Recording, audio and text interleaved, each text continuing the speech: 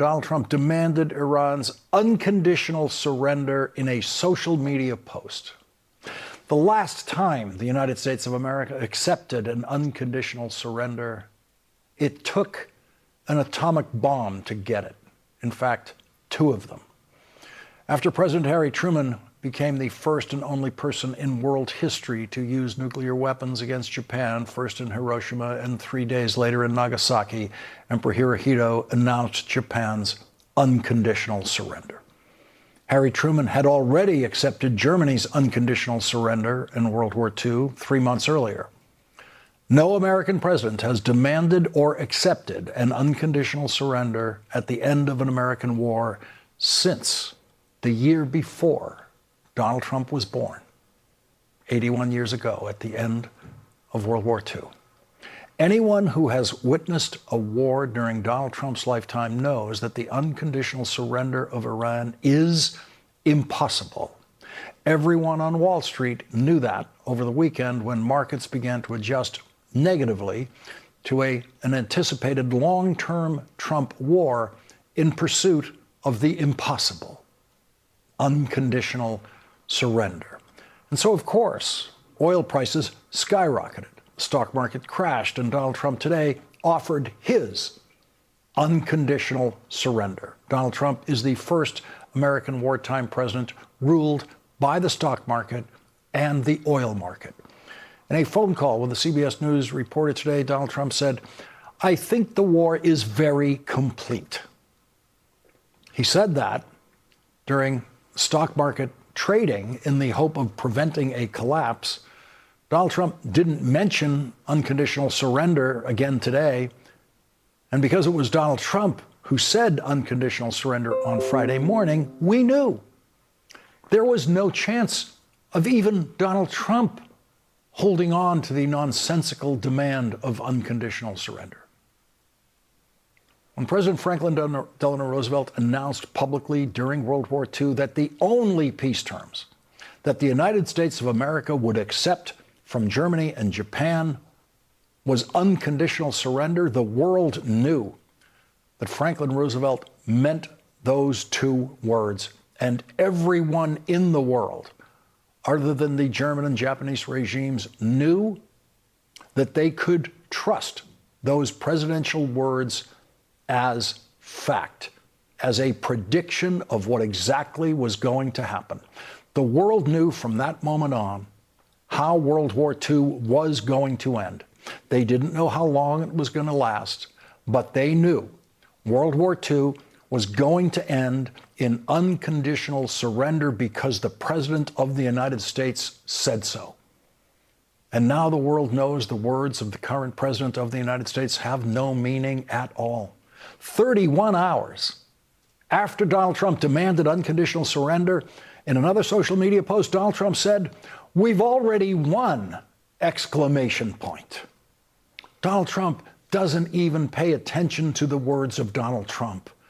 Unconditional surrender Friday morning. We've already won Saturday afternoon. No unconditional surrender.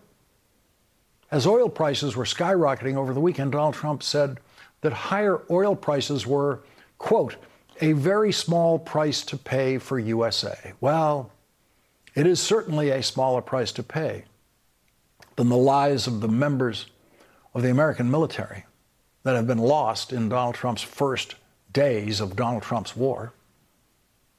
Donald Trump made no attempt to look presidential, since he doesn't actually know what that looks like, when he attended the dignified transfer of the bodies of the first 6 soldiers killed in his war.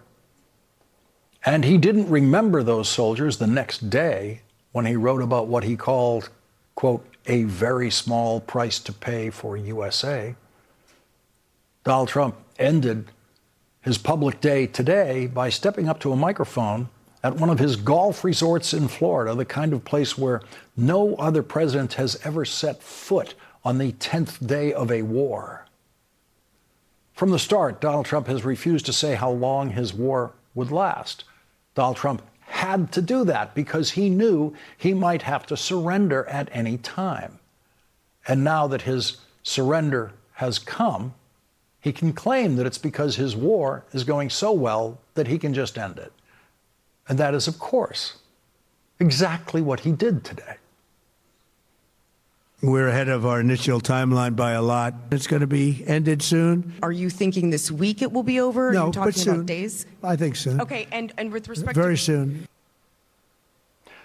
Donald Trump's day began today with the news that Iran has a new supreme leader who was the son of the supreme leader who was killed on the first day of Donald Trump's war. So Donald Trump has traded an 86-year-old Ayatollah Khamenei for a 56-year-old Ayatollah Khamenei, who is reported to be even more hardline than his father, which makes Donald Trump's Friday morning idea of unconditional surrender even more impossible.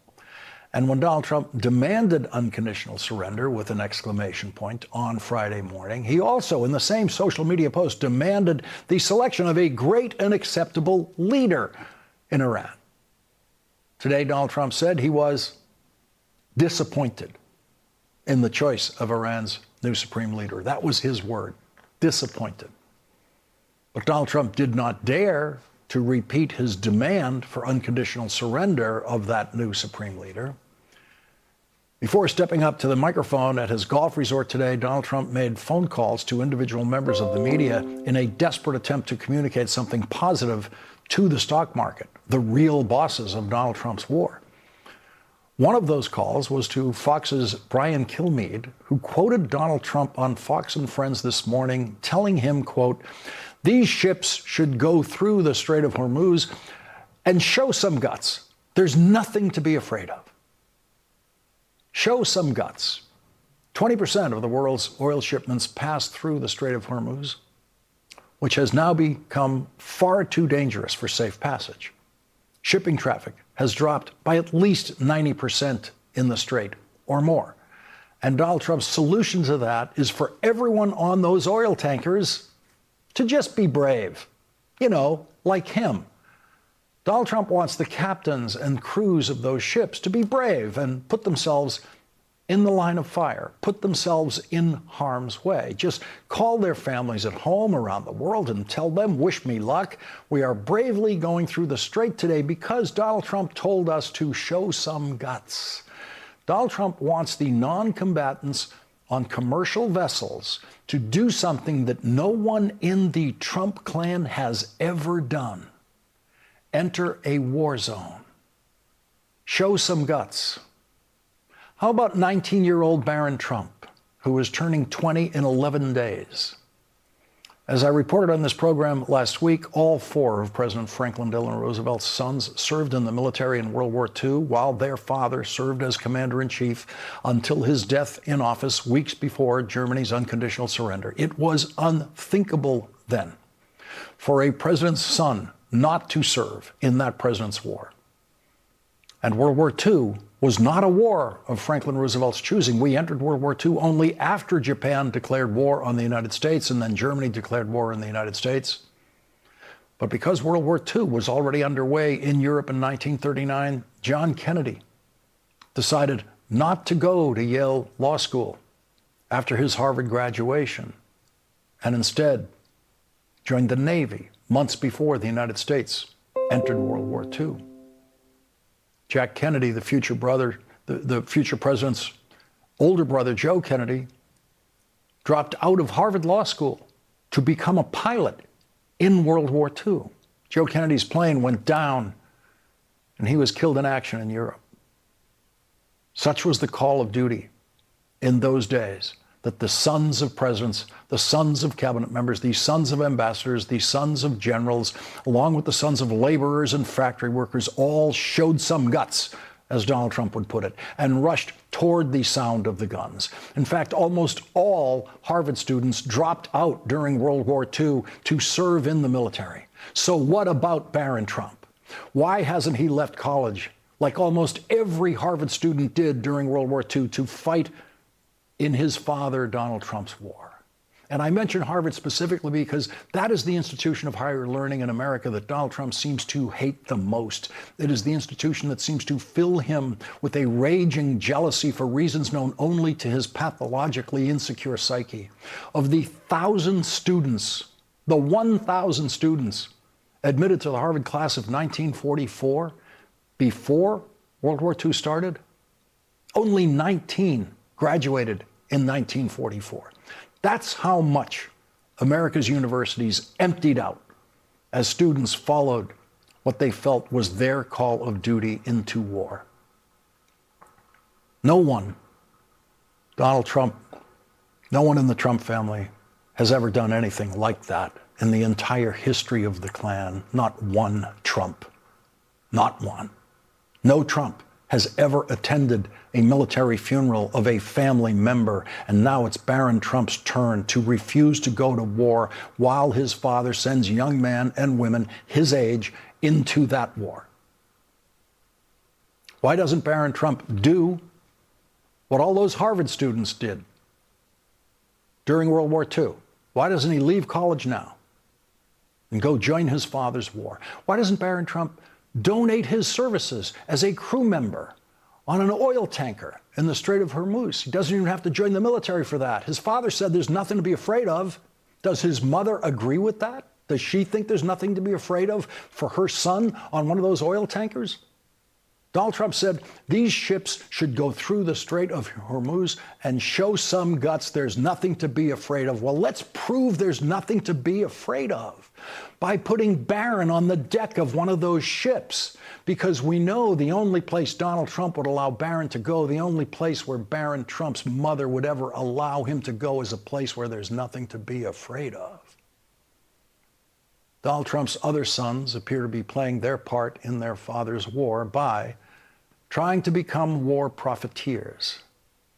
There was nothing more loathsome in the United States during World War II than war profiteering. Harry Truman became president of the United States because of his crusade against war profiteering. Senator Harry Truman studied war contracts more than any other senator, searching for illegitimate profiteering. He eventually became the chairman of a special Senate committee to investigate war profiteering. Senator Truman's investigations were at first a minor irritant to President Franklin Roosevelt, who was worried about anything that might inhibit America's industrial giants like the auto industry, which was then converting their factories for the manufacture of aircraft and tanks. But soon President Roosevelt came to appreciate Senator Truman's policing of the war contracts and Senator Truman's condemnations of any war profiteers that his investigations exposed. Imagine Donald Trump appreciating congressional investigations of potential corruption in the war contracts that he awards, he personally awards, he personally interferes with and delivers to the companies he wants to deliver those awards to. Franklin Roosevelt actually appreciated Harry Truman's investigations and condemnations of war profiteering so much that President Roosevelt chose Harry Truman to run with him as his vice presidential nominee as President Roosevelt ran for his final re-election campaign during World War II. Harry Truman then became president after President Roosevelt died in office. Harry Truman would hate what the Wall Street Journal is now reporting about Donald Trump and his sons. The Wall Street Journal reports Eric Trump and Donald Trump Jr., the president's sons, are backing a new drone company that is vying to meet fresh demand from the Pentagon and fill a hole left by the administration's ban on new Chinese drones in the U.S. Power Us, a drone roll-up company based in West Palm Beach, Florida, is merging with a publicly traded golf course holding company backed by the Trumps. Power Us executives said investors in the deal include one of the Trumps' investment vehicles, American Ventures, and Unusual Machines, a drone components company where Donald Trump Jr. is a shareholder and advisory board member. The deal brings deeper involvement by the Trump family into a multi-billion-dollar sector that has new opportunities for growth following changes imposed by the Trump administration. Those include the Pentagon's emphasis on large-scale, rapid adoption of small drones.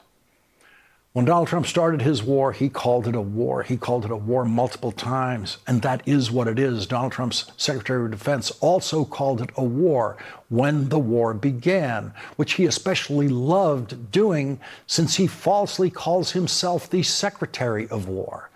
But now that Donald Trump realizes that Americans don't like war, and maybe being reminded that he campaigned against war when he was running for president, Donald Trump is twisting the language to avoid the word war.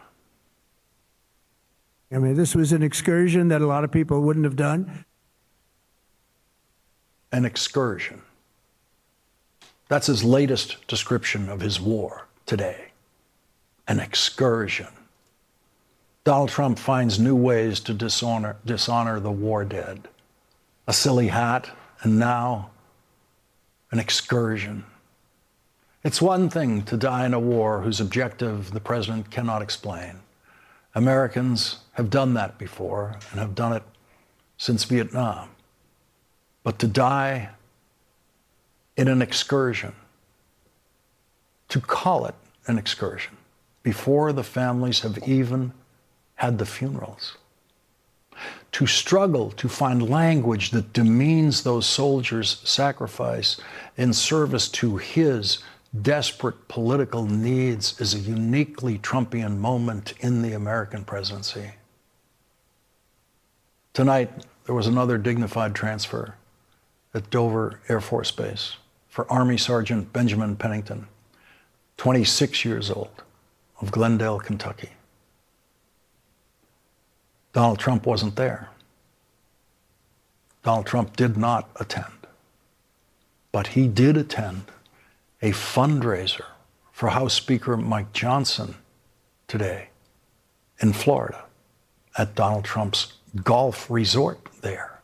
And if you're paging through the history books trying to find the president who went to a political fundraiser at a golf club on the 10th day of a war, you can stop right now.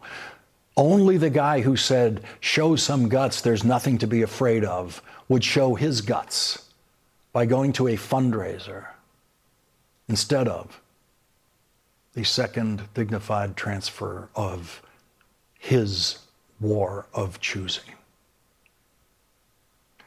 Senator Sheldon Whitehouse will join us after this break.